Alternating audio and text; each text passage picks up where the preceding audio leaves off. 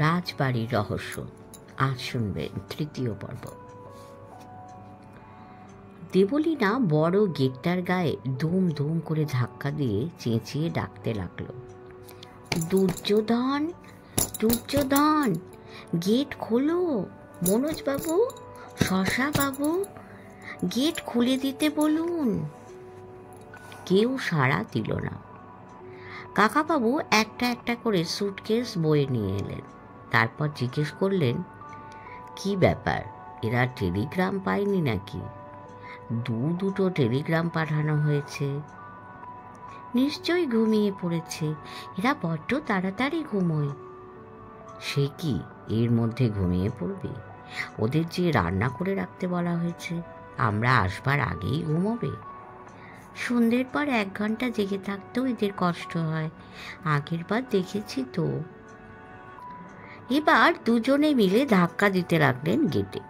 চতুর্দিক এমন নিস্তব্ধ যে সেই শব্দ বেশ ভয়ঙ্কর শোনাল। তবু কোনো মানুষের গলার আওয়াজ পাওয়া গেল না। মিনিট 10 বাদে কাকাবাবু বললেন, আমার সন্দেহ হচ্ছে ওরা বোধহয় টেলিগ্রাম পায়নি। বাবা একটা আর বাবার বন্ধু একটা টেলিগ্রাম পাঠিয়েছেন, তার একটাও পাবে না? টেলিগ্রাম না পাওয়ার একটা কারণ হতে পারে, হয়তো পোস্টম্যান এসে ফিরে গেছে। এ বাড়িতে কোনো মানুষই থাকে না। হ্যাঁ থাকে, একজন দরোয়ান, একজন কেয়ারটেকার আর একজন পুরনো কর্মচারী। আমি আগের বার এসে দেখেছি তাদের। তখন তারা ছিল, এখন নেই। আমরা এত চেঁচামেচি করছি, এতে কুম্ভকর্ণেরও ঘুম ভেঙে যাবার কথা। তাহলে কি হবে কাকাবাবু? ড্রাইভারটা তাড়াহুড়ো করে চলে গেল, না হলে আজকে রাতের মতন শহরে ফিরে যাওয়া যেত। দারুকেশ্বর ঠিক পরামর্শই দিয়েছিল। যাই হোক, এখন তো আর ফেরা যাবে না। হ্যাঁ রে দেবলীনা, এ বাড়িতে ঢোকার অন্য দরজা নেই? পেছন দিকে আরেকটা দরজা দেখেছি, সেটা সব সময় বন্ধ থাকে। একবার দেখব সেখান থেকে ডাকলে কেউ শুনতে পায় কি না। কাকাবাবু পকেট থেকে টর্চ বার করে বললেন, এটা নিয়ে যা, দেখি সাবধান, সাপ টাপ থাকতে পারে। দেবলীনা চলে যাবার পর কাকাবাবু দরজাটার গায়ে হাত বুলিয়ে দেখলেন। পুরনো আমলের দরজা হলেও বেশ মজবুত। বাইরে তালা নেই, ভেতর থেকে বন্ধ। তাহলে ভেতরে নিশ্চিত কোনো মানুষ থাকার কথা। কাকাবাবু পেছন ফিরে দেখলেন, খানিকটা ফাঁকা জায়গার পরেই জঙ্গলের রেখা। এককালে রাজারা নিরিবিলিতে থাকার জন্য এই জায়গায় বাড়ি বানিয়েছিলেন। নিরিবিলিতে থাকার জন্য রাজারা সঙ্গে অনেক লোকজন নিয়ে আসতেন। এখন এরকম জায়গায় এত বড় বাড়ি কে দেখাশুনো করবে? শেষ পর্যন্ত গেট না খুললে কি সারা রাত বাইরে কাটাতে হবে? একটু শীত শীত করছে। বড় গেটটার একপাশে নিচের দিকে একটা ছোট দরজা খুলে গেল। সেখান থেকে মুখ বার করে দেবলীনা বলল, কাকাবাবু, এই দিক দিয়ে এসো। তুই ভেতরে ঢুকলি কি করে? পিছন দিকে গিয়ে দেখি এক জায়গার পাঁচিল একদম ভাঙা। এই গেটে তালা দেবার কোনো মানেই হয় না। কাকাবাবু মাথা নিচু করে সেই ছোট দরজা দিয়ে ভেতরে ঢুকলেন। সুটকেসগুলো ভেতরে আনলেন। তারপর দুহাত ঝেড়ে বললেন, কি চমৎকার অভ্যর্থনা রে, এই বাড়িতে থাকতে হবে? আগের বার কিন্তু খুব ভালো ব্যবস্থা ছিল, কোনো অসুবিধা হয়নি। কাকাবাবু টর্চটা নিয়ে আলো ফেলে সারা বাড়িটা দেখলেন।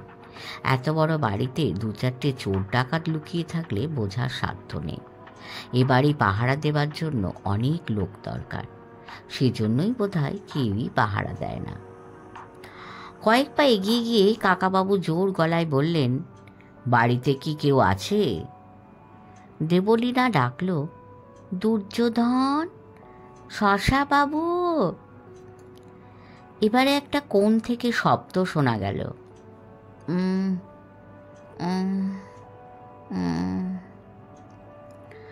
দেবলীনা কাকাবাবুর হাত চেপে ধরল। কাকাবাবু বললেন, ভূত নাকি রে?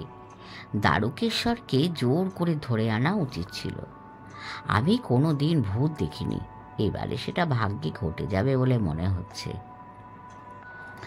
2-3 ধাপ সিঁড়ির পর লম্বা টানা বারান্দা। আওয়াজটা আসছে ডান দিকের একটা কোণ থেকে, সেদিকেই ওপরে উঠবার সিঁড়ি। টর্চটা জেলে রেখে কাকাবাবু সেই দিকে এগোতে এগোতে জিজ্ঞেস করল, তুই ভূতের ভয় পাস নাকি? কাকাবাবুর হাতটা আরও শক্ত করে চেপে ধরে দেবলীনা বলল, না। কাকাবাবু চেঁচিয়ে জিজ্ঞেস করলেন, কে কে ওখানে? এবারে শব্দটা আরও বেড়ে গেল।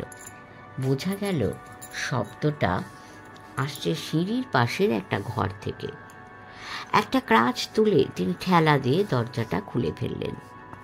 ঘরের মেঝেতে উপুর হয়ে পড়ে আছে একজন লোক, ধুতি আর গেঞ্জি পরা। লোকটির মাথায় একটাও চুল নেই, টাক না ন্যাড়া মাথা তা ঠিক বোঝা যায় না। দেবলীনা বলে উঠল, এ তো শশা বাবু। ভূত নয় তাহলে? এ হে।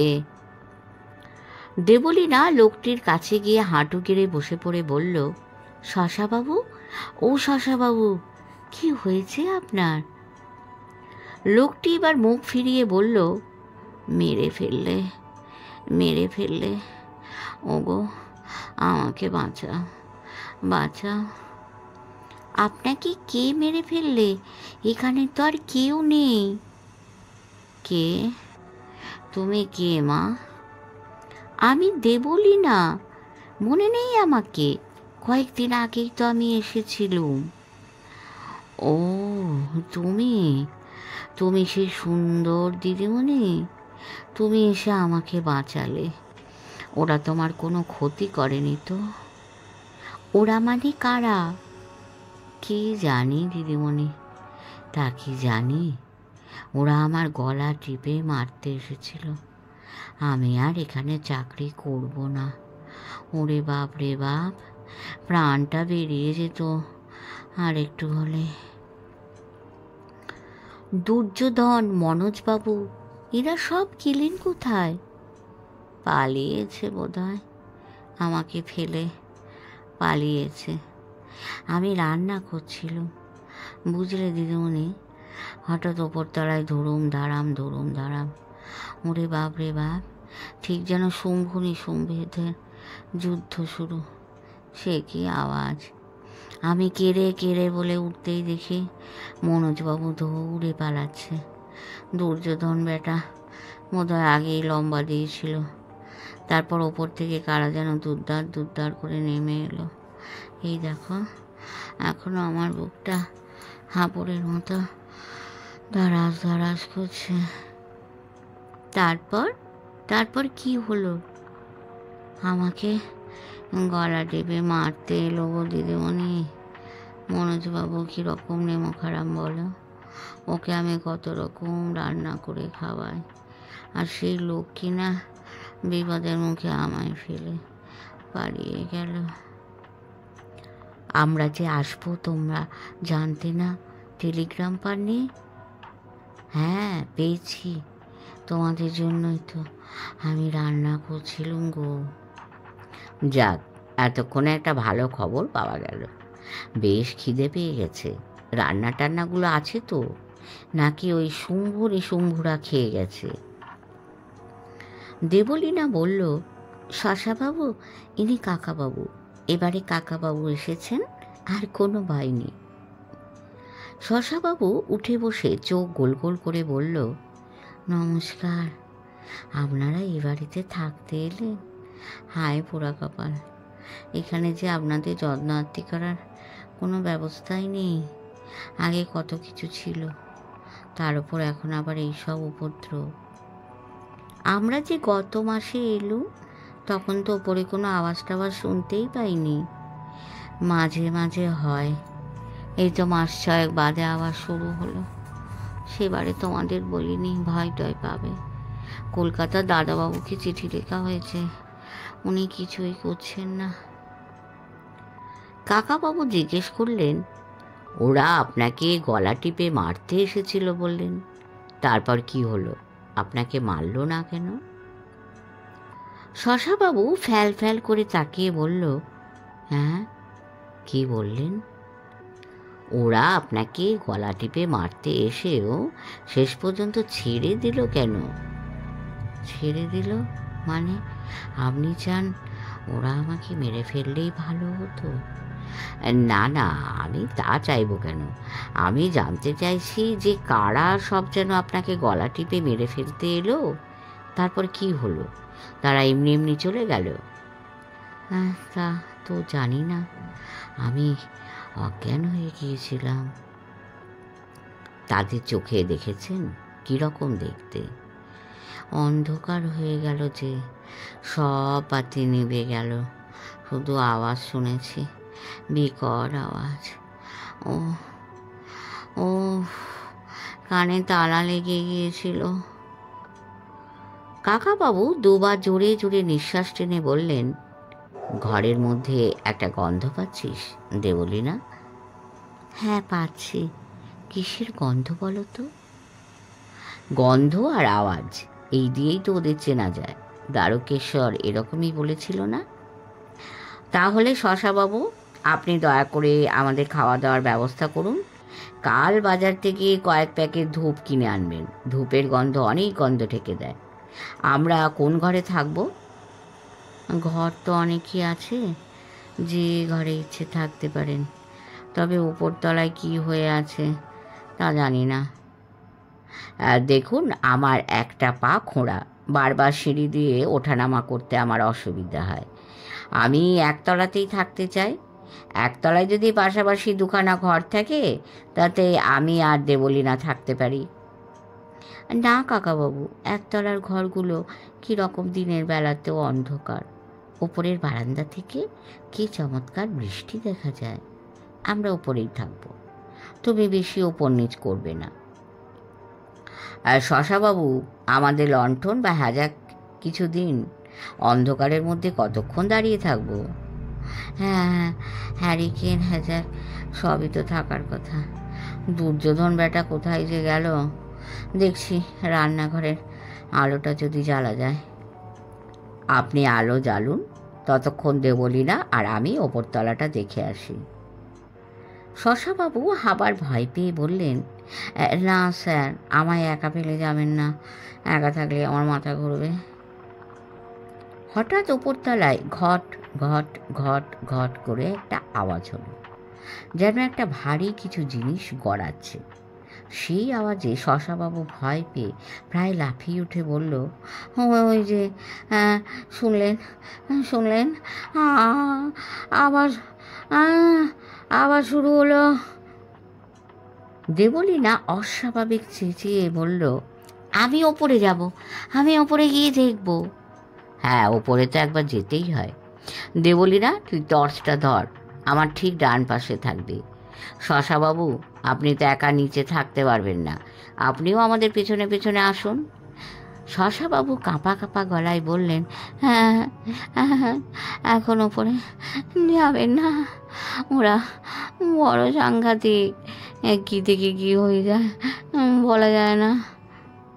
কি থেকে কি হয় সেটাই তো দেখার আমার খুব ইচ্ছে। নিন, চলুন।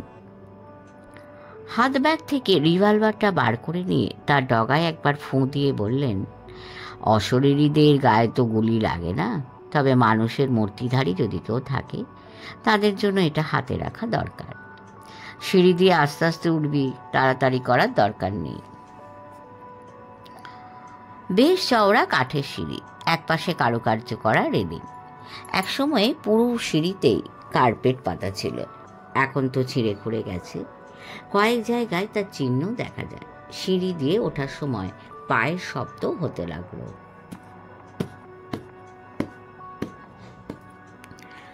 ওপরের আওয়াজটা থেমে গেছে। দোতলায় উঠবার ঠিক মুখে কাকাবাবু থমকে গিয়ে বললেন, আলো ফেলে আগে গোটা বারান্দাটা দেখে নেই। অনেকটা লম্বা বারান্দা, টর্চের আলো শেষ পর্যন্ত ভালো করে পৌঁছয় না। তারই মধ্যে যতদূর মনে হলো বারান্দায় কেউ নেই। খানিকটা দূরে কিছু একটা গোল মতো জিনিস পড়ে আছে। শশাবাবু বললেন,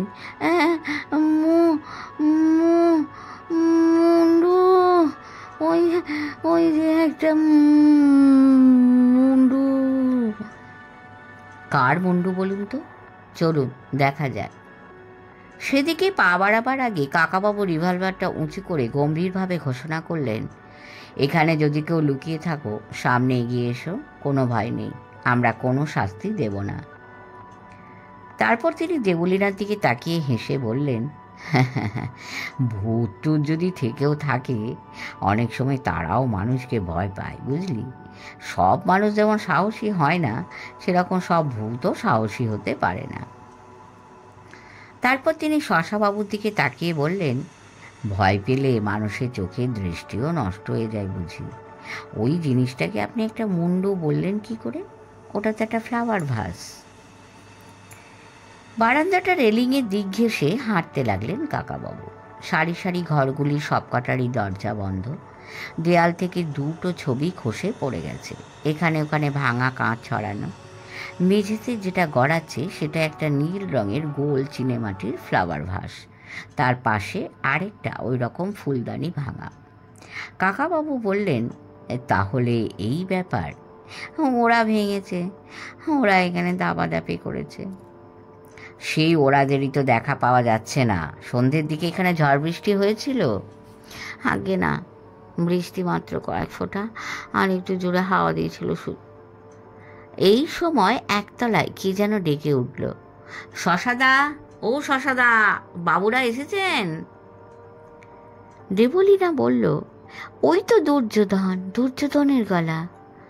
রেলিংয়ের কাছে গিয়ে বলল, এই যে আমরা ওপরে, দুর্যোধন, তুমি এতক্ষণ কোথায় ছিলে?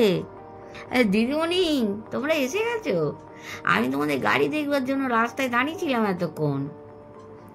ওকে বল একটা বাতি জেলে নিয়ে ওপরে আসতে, আমাদের গাড়ি দেখতে গিয়ে ও বোধহয় ঘুমিয়ে পড়েছিল। তারপর তিনি শশাবাবুকে জিজ্ঞেস করলেন, গেট বন্ধ থাকতেও আপনার ওই দুর্যোধন আর মনোজবাবু বাইরে চলে গেল কি করে? শশাবাবু এতক্ষণে খানিকটা ধাতস্থ হয়েছে। সে বলল, বড় গেট তো বরাবরই বন্ধ থাকে স্যার, পেছন দিক দিয়ে যাওয়া আসার ব্যবস্থা আছে। তাহলে বাইরের যে কোনো লোকও পেছন দিক দিয়ে বাড়ির মধ্যে ঢুকে পড়তে পারে? বাইরের লোক এদিকে কেউ আসে না স্যার, আমরা কজন আসি শুধু চাকরির দায়ে। দেবলীনা একটা ঘরের দরজা ধাক্কা দিয়ে খুলে ফেলে বলল, আমি আর শর্মিলা এই ঘরে ছিলাম, আর পাশের ঘরটাই বাবা। কাকাবাবু বললেন, দেখ তো ঘরের মধ্যে চেয়ার আছে কিনা, তাহলে বারান্দায় একটু বসা যাবে। ঘরের মধ্যে ঢুকেই দেবলীনা দারুণ ভয় পিছিয়ে উঠল, কে ওখানে? ওরে বাবা, ওরে বাবা! কাকাবাবু এক লাফে দরজার কাছে এসে দেখলেন ঘরের এক কোণে দুটো আগুনের ভাঁটার মতো জ্বলন্ত চোখ। তিনি আর মুহূর্তমাত্র দেরি না করে পরপর দুটো গুলি চালালেন। সঙ্গে সঙ্গে একটা পাখির তীক্ষ্ণ চিৎকার শোনা গেল। শব্দটি শুনে কাকাবাবু আফসোসের সঙ্গে বলে উঠলেন, ইস, ছি ছি ছি, একটা পেঁচাকে মেরে ফেললাম। দেবলীনা, তুই এত ভয় পেয়ে চেঁচালি, তোর হাতে তো টর্চ রয়েছে, ভালো করে একটু দেখে নিতে পারলি না? ঘরের একদিকে দেওয়াল ঘেঁষা একটা বড় আলমারি, সেই আলমারির মাথায় বসেছিল পেঁচাটা। কাকাবাবু কাছে গিয়ে দেখলেন মেঝেতে পড়ে তখনও পাখিটা ছটফট করছে। বেশ বড় আকারের একটা ভুতুম পেঁচা, দুদিকে অনেকখানি ডানা ছড়ানো। দেবলীনা পেঁচাটাকে ধরতে যাচ্ছিল, কাকাবাবু তাকে সরিয়ে এনে বললেন, এখন আর ওর গায়ে হাত দিস না, মরণ কামড় দিতে পারে, ওর আর বাঁচার আশা নেই। এক হাতে একটা লণ্ঠন, অন্য হাতে একটা লাঠি নিয়ে একজন রোগা লম্বা লোক ঘরে ঢুকে বলল, ক্যা হুয়া, ক্যা হুয়া? দুর্যোধন, ঘরের মধ্যে একটা মস্ত বড় পেঁচা ঢুকে বসেছিল কি করে? দুর্যোধন কাছে গিয়ে বলল, আরে বেচারি তো ছাদে থাকে, বৃষ্টির সময় বোধহয় ঘরে ঢুকে এসেছে, জানলা তো খোলাই ছিল, মেঝেতে বৃষ্টির জল গড়াচ্ছে। দুর্যোধন এগিয়ে এসে ডানা ধরে পেঁচাটাকে উঁচু করে তুলল, এর মধ্যেই তার স্পন্দন থেমে গেছে। দেবলীনা জিজ্ঞেস করল, দুর্যোধন, মনোজবাবু কোথায়? মনোজবাবু তো 7 দিনে ছুটিতে গেছেন, কাল বিকেলে আসবেন। তাই নাকি? এই যে শশাবাবু বললেন কারা সব ওপরে মারামারি করছিল, তাই দেখে তুমি আর মনোজবাবু ভয়ে পালিয়ে শশাবাবুকে একা ফেলে রেখে গেছো। তারা শশাবাবুর গলা টিপে ধরতে গিয়েছিল।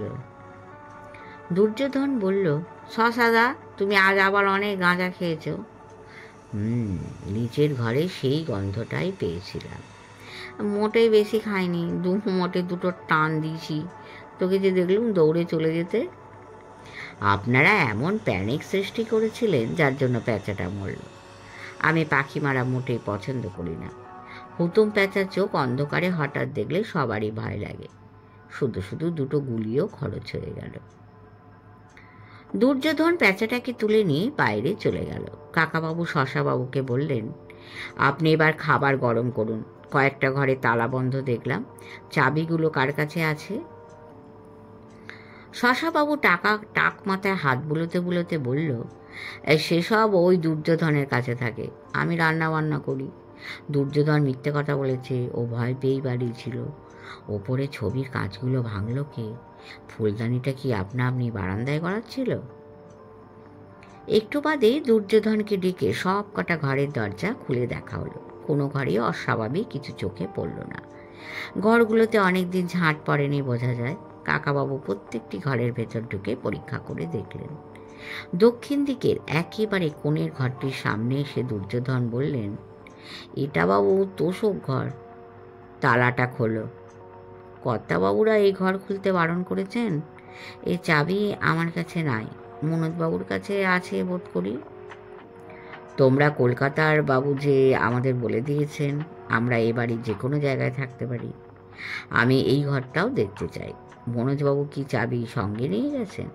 তার ঘরে চাবি আছে কিনা দেখে এসো। দুর্যোধন খানিকটা অনিচ্ছার সঙ্গে নিচে চলে গেল। কাকাবাবু দেবলীনাকে বললেন, এ যেন ঠিক রূপ কথার মতো। দক্ষিণের কোণের ঘরে যাওয়া নিষেধ। দারুকেশ্বরও এই ঘরটা সম্পর্কে আমাদের সাবধান করেছিল না রে? হ্যাঁ, এই ঘরটা আমরা আগের বার এসেও এই ঘরটা খোলা দেখিনি। দারুকেশ্বর ওই কথাটা কেন বলেছিল জানিস? যাতে আমরা এই ঘরটাই ভালো করে দেখি। বারণ করলেই বেশি করে কৌতূহল জাগে, তাই না? থাকার জন্য এই ঘরটাই তো সবচেয়ে ভালো মনে হচ্ছে। বারান্দার এই পাশটা থেকে দেখা যায় একটা পুকুর, তার ওপারে একটা শিব মন্দির। বেশ বড় মন্দিরটা, ভেতরে অন্ধকার অন্ধকার। পুকুর আছে? বাহ, এদের কাছে যদি বঁড়শি পাওয়া যায় তাহলে আমি কাল দুপুরে মাছ ধরতে বসবো।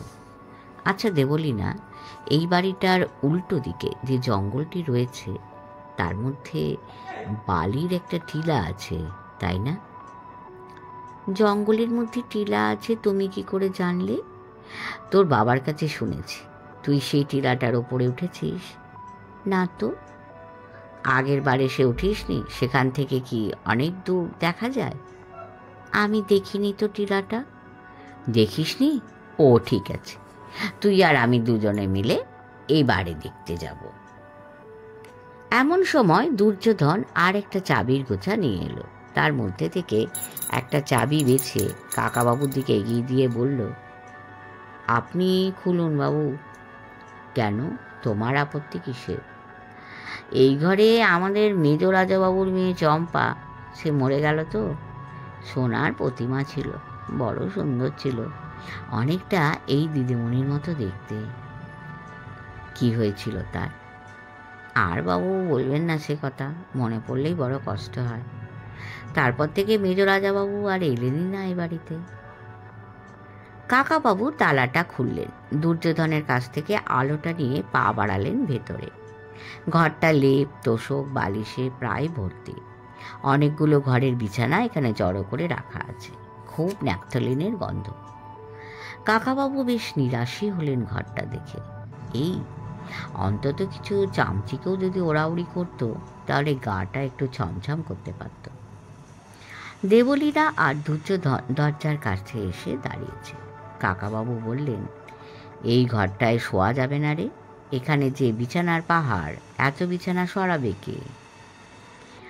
দেবলীনাও খানিকটা হতাশভাবে বলল, এই ঘরে আর কিছু নেই। দক্ষিণের কোণের ঘরে শুধু কতগুলো বিছানা বালিশ। ছি ছি, চল দে বলি না, এখানে আর থাকার দরকার নেই। দুর্যোধন কাকাবাবুদের শোয়ার ঘরটা খানিকটা গোছগাছ করে দিল। কয়েকখানা চেয়ার এনে পাতা হলো বারান্দায়। দেবলীনা ও কাকাবাবু পোশাক বদলে এসে বসলেন সেখানে। এখন দোতলায় একটা জোরালো হ্যাজাক বাতি বসিয়ে দেওয়া হয়েছে। আকাশে কালো মেঘ ঢেকে দিয়েছে জ্যোৎস্না। রাত্রিরে আবার বৃষ্টি হবে মনে হয়। শশাবাবু একটু পরেই খাবার নিয়ে এলেন ওপরে। ভাত, ডাল, পটলের তরকারি আর ডিমের ঝোল। রান্নার স্বাদ অবশ্য মন্দ নয়। দেবলীনা ডিম পছন্দ করে না, সে বেশি ভাত খেতেও চাইল না। দোতলাতেই বাথরুম, জলের কল আছে, কিন্তু কলে জল নেই। ওপরে ট্যাঙ্কে জল ভরা হয়নি। দুর্যোধন মগে করে জল নিয়ে এসেছে। হাত টাত ধুয়ে কাকাবাবু 200 টাকা বার করে 100 করে দিলেন দুর্যোধন আর শশাবাবুকে। দুজনকেই বললেন, কালই ট্যাঙ্ক পরিষ্কার করে জল ভরা চাই। ভালো করে বাজার করে আনবে। ডিম দেবে শুধু ব্রেকফাস্টের সময়। দুপুরে মাছ আর রাত্রিরে মাংস। বাজার কত দূরে? দুর্যোধন বলল, বাজার তো বাবু 6 মাইল দূরে, সাইকেলে যেতে হয়। শশাবাবু মিনমিন করে বলল, আপনি টাকা দিচ্ছেন? বাজারের টাকা স্যার মনোজবাবু দিয়ে গেছেন। অতিথিদের খরচ এস্টেট থেকে দেওয়া হয় কিনা, অনেক ডিম আর আলু কেনা আছে। কাকাবাবু বললেন, টাকাগুলো রাখো তোমাদের কাছে, আমি সঙ্গে কফি এনেছি, শিশিটা নিয়ে যাও। রাত্রির বেলা খাওয়ার পর আমার 1 কাপ কফি লাগে। দুর্যোধন আর শশাবাবু চলে যাওয়ার পর দেবলীনা একখানা বই খুলে বসল। কাকাবাবু চুপ করে তাকিয়ে রইলেন বাইরের দিকে। চতুর্দিক একেবারে নিস্তব্ধ। তার মধ্যে হঠাৎ শোনা গেল শেয়ালের ডাক। একটা শেয়াল সামনে জঙ্গলের একদিক থেকে ডাকল, অন্য দিক থেকে আর একটা শেয়াল যেন তার উত্তর দিল। একটু বাদে কাকাবাবু বললেন, দেবলীনা, তোকে একটা কথা বলি। আগেরবার যখন এসেছিলি তখন পরপর 2 দিন তুই মাঝরাতে জেগে উঠে ঘর ছেড়ে বেরিয়ে গিয়েছিলি। সে কথা তোর একটুও মনে নেই, তাই না? দেবলীনা একটু চমকে উঠে বলল, না, বিশ্বাস করো, কিচ্ছু মনে নেই। বাবা আমাকে বলেছিল, কিন্তু আমার নিজেরই তো বিশ্বাস হচ্ছে না। ঘুমের মধ্যে কেউ হাঁটতে পারে? চোখ খোলা থাকে না, চোখ বোঝা অবস্থায়। চোখ বুজে হাঁটা অসম্ভব, চোখ খুলেই হাঁটে, তবে ঘুমের ঘোরে থাকে। আচ্ছা, সেবারে এসে তুই এখানে অস্বাভাবিক কিছু দেখেছিলি? কোনো কারণে ভয় পেয়েছিলি? না, কিচ্ছু হয়নি, খুব ভালো লেগেছিল, সেজন্যই তো আবার আসতে ইচ্ছে হলো। সেবারে ওই দক্ষিণের কোণের ঘরটা খুলিসনি? চম্পা বলে যে একটি মেয়ে ওই ঘরে মারা গিয়েছিল, সে কথাও তো শুনিসনি? না, কেউ বলেনি। সেবারে মনোজবাবু অনেক শিকারের গল্প বলেছিলেন আমাদের। মনোজবাবুর সঙ্গেই আমরা জঙ্গলে গেলুম বেড়াতে। এই শশাবাবু মনোজবাবুকে খুব ভয় পায়। মনোজবাবু থাকলে কাছে আসে না। তাহলে তুই যে সেদিন বললি তোর মাঝে মাঝে মনে হয় কেউ তোকে হাতছানি দিয়ে মাঝে মাঝে ডাকে, তাকে তুই প্রথমে কোথায় দেখলি? সে একটা মেয়ে, মনে হয় ঠিক আমারই বয়সী, সাদা ফ্রক পরা, হাসি হাসি মুখে হাতছানি দিয়ে বলে, এসো এসো। তাকে আমি প্রথমে দেখি এই বাড়ির পেছনে পুকুরের পাশে যে শিব মন্দিরটা, তার দরজার কাছে। আমাকে হাতছানি দিয়ে সে মন্দিরের মধ্যে ঢুকে গেল। আমি দৌড়ে গিয়ে আর তাকে দেখতে পেলুম না। সেবারে তো আমার সঙ্গে আমার বন্ধু শর্মিলা ছিল। তাকে জিজ্ঞেস করলুম, তুই মেয়েটিকে দেখতে পেয়েছিস? ও বলল, কই না তো। তাহলে নিশ্চয়ই আমার চোখের ভুল। কিন্তু সেই মেয়েটিকে আমি আরও 3-4 বার দেখেছি, কলকাতাতেও দেখেছি। একটা মেয়ে সত্যি সত্যি আমায় ডাকে, একটু পরেই মিলিয়ে যায়। কোনো গল্পে এরকম কোনো মেয়ের কথা পড়েছিস? অনেক সময় গল্পের বইয়ের চরিত্র খুব সত্যি মনে হয়। আমি যখন ছোট ছিলাম, আমার খুব প্রিয় বই ছিল দ্য হাঞ্চব্যাক অফ নটারডাম। ওর মধ্যে কোয়াসিমোদো বলে যে চরিত্রটা আছে, তার কথা আমি প্রায়ই ভাবতাম। তারপর সত্যি সত্যি একদিন যোগুবাবুর বাজারে যেন মনে হলো কোয়াসিমোদোকে দেখতে পেলুম ভিড়ের মধ্যে। আরেকদিন তাকে দেখলুম ব্যান্ডেল চার্চে। একটু উঁকি মেরেই সে পালিয়ে গেল। আরও কয়েকবার এরকম দেখেছি। তোরও সেরকম হচ্ছে না তো? কি জানি, তা হতে পারে। কিন্তু কাকাবাবু, ওই মেয়েটিকে দেখলে না আমার একটুও ভয় করে না, বরং ও কি দেখাতে চায় সেটা দেখতে ইচ্ছে করে। ঠিক আছে, ঘুমিয়ে রাতটা রেস্ট নেওয়া যাক। কাল সন্ধেবেলা আমি তোর ওপর একটা এক্সপেরিমেন্ট করব। কি এক্সপেরিমেন্ট? একসময় আমি শখ করে কিছুটা ম্যাজিক, হিপনোটিজম এইসব শিখেছিলাম। লন্ডনে যখন পড়াশোনা করতে গিয়েছিলাম, তখন একবার ভিয়েনায় বেড়াতে গিয়ে ডক্টর জোহান এঙ্গেলের সঙ্গে আলাপ হয়েছিল। তিনি কে জানিস? ফ্রয়েডের নাম শুনেছিস? সিগমুন্ড ফ্রয়েড মানুষের মনের চিকিৎসার যুগান্তর ঘটিয়ে দিয়ে গেছেন, স্বপ্নের ব্যাখ্যা দিয়েছেন। এই যুগের একজন প্রধান মানুষ। ওই জোহান এঙ্গেল হলেন সেই ফ্রয়েড সাহেবের এক মেয়ের ছেলে, সাক্ষাৎ নাতি যাকে বলে। ভদ্রলোক তখনই বেশ বুড়ো, কিন্তু হিপনোটিজম জানেন খুব ভালো। মানুষকে আস্তে আস্তে ঘুম পাড়িয়ে তার মনের কথা বার করে আনেন। আমি তার চেলা হয়ে গিয়েছিলাম কিছুদিনের জন্য। সত্যি, হিপনোটাইজ করলে মানুষ ঘুমের মধ্যে এমন সব কথা বলে যা তার অন্য সময় মনে থাকে না। কাল তোকে আমি হিপনোটাইজ করে দেখব। তুই ভয় পাবি না তো? না, ভয় পাবো কেন? এই সময় শশাবাবু কাকাবাবুর জন্য এক কাপ কফি নিয়ে এলো। দেবলীনার জন্য এক গেলাস দুধও এনেছে। দেবলীনা দুধ দেখে হেসে ফেলল, বলল, আমি কচি খুকি নাকি যে রাত্রিরে দুধ খাবো? খেয়ে নাও দিদিমণি, এখানকার দুধ খুব খাঁটি। কলকাতায় এরকম পাবে না। রাত্রিরে ভালো ঘুম হবে। আচ্ছা শশাবাবু, তুমি এ বাড়িতে কতদিন কাজ করছো? কিছু একটা চিন্তা করতে হলেই শশাবাবু মাথায় হাত বুলোয়, তাতে যেন তার বুদ্ধি নাড়াচাড়া খায়। কয়েকবার মাথায় হাত বুলিয়ে হিসেব করে সে বলল, তা বাবু হলো ঠিক 27 বছর। প্রথমে কাজ পেয়েছিলুম রাজাবাবুদের কটকের বাড়িতে। তারপর বড় রাজাবাবু বুড়ো বয়সে এই বাড়িতেই এসেছিলেন। তিনি আমাকে এখানে নিয়ে এলেন। বড় রাজাবাবু তো মারা গেলেন এ বাড়িতেই। রাজারা ক ভাই ছিলেন? 5 ভাই।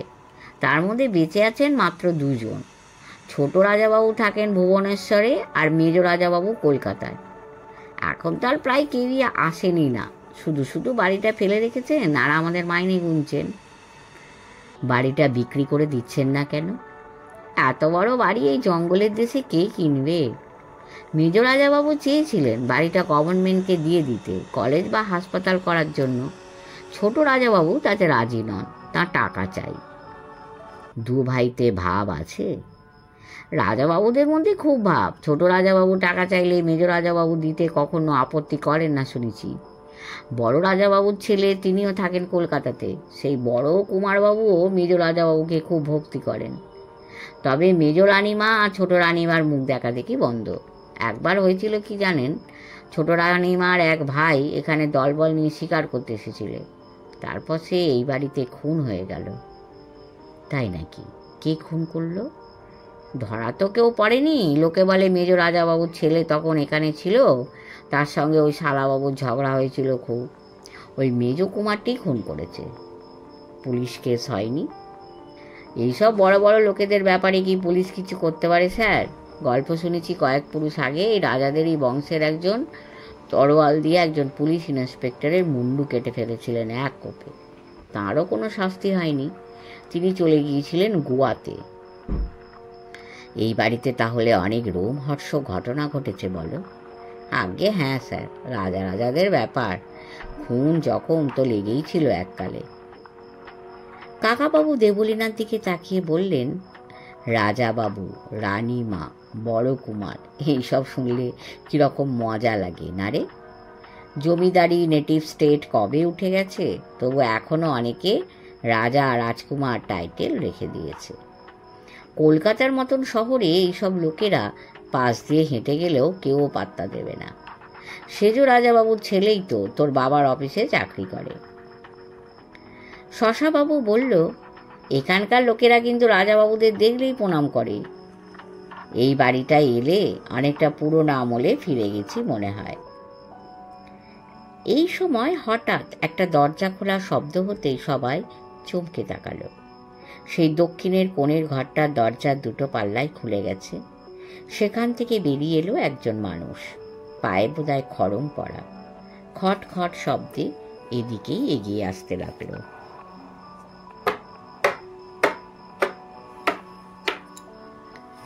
কাকাবাবু স্তম্ভিত হয়ে গেলেন কয়েক মুহূর্তের জন্য। দক্ষিণের ঘরটা তালা দেওয়া ছিল, তবে কি তিনি পরে আবার তালা বন্ধ করতে ভুলে গেছেন, কিংবা দুর্যোধনকে বলেছিলেন বন্ধ করতে? তিনি নিজে ওই ঘরের মধ্যে ঢুকে বিছানা বালিশ ছাড়া আর কিছুই তো দেখতে পাননি। কোনো মানুষজনের চিহ্নই ছিল না। কেউ কি লুকিয়েছিল?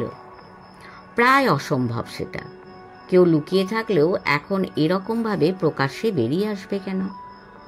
রিভলভারটা ঘরের মধ্যে রয়েছে। কাকাবাবু চট করে সেটা নিয়ে আসবেন ভেবেও থেমে গেলেন।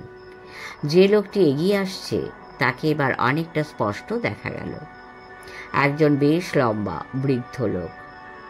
মাথার চুল ও মুখের দাড়ি ধপধপে সাদা, মনে হয় কোনো সন্ন্যাসী। লাল টকটকে ধুতি পরা, গায়ে একটা লাল চাদর, গলায় রুদ্রাক্ষের মালা। কাকাবাবু এক নজর তাকিয়ে দেখলেন দেবলীনার মুখখানা ফ্যাকাশে হয়ে গেছে, আর শশাবাবু চোখ দুটো গোল গোল করে বলছে,